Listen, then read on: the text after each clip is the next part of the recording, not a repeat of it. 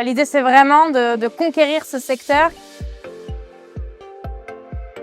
Pour nous, quand Yumgo nous a annoncé qu'il voulait venir sur le territoire, c'était une évidence qu'il fallait qu'il vienne. Parce que c'est vrai que si Grand Paris Sud est connu pour ses filières biotech, aéro, nous avons néanmoins des sociétés comme Yumgo sur la food qui ont toute leur place sur notre territoire, comme Matera et Nutropie. On remplace les œufs dans toutes les recettes pour les professionnels.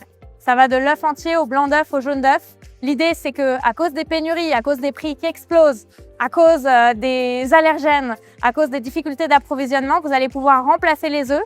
Ça va être moins cher que l'œuf et ça va permettre d'avoir 70% d'impact carbone en moins. Et si les œufs disparaissent, effectivement, on aura une solution toute prête à leur apporter, puisqu'aujourd'hui, on peut faire 99% des recettes avec nos produits, puisqu'on remplace pas que l'œuf entier, mais on remplace aussi le blanc d'œuf, le jaune d'œuf, l'omelette maintenant depuis peu.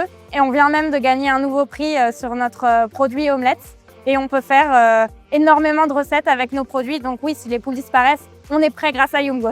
Grand Paris Sud, faut qu'il soit vu comme un tiers de confiance pour nos industriels et pour les entreprises sur le territoire. On peut accompagner sur le foncier, la recherche de locaux, la recherche de bureaux.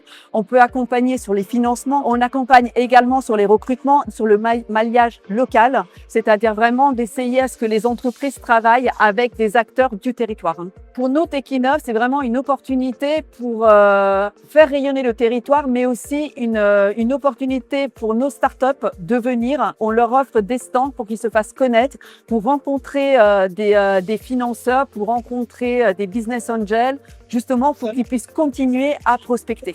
L'idée, c'est vraiment de conquérir ce secteur qui utilise des œufs qui sont souvent des œufs en cage ou qui viennent souvent de beaucoup trop loin, de Roumanie, de Pologne. Et donc, on voudrait remplacer les œufs de toute cette profession et de toute l'industrie. Et j'espère que dans 5 ans, on n'y sera pas loin.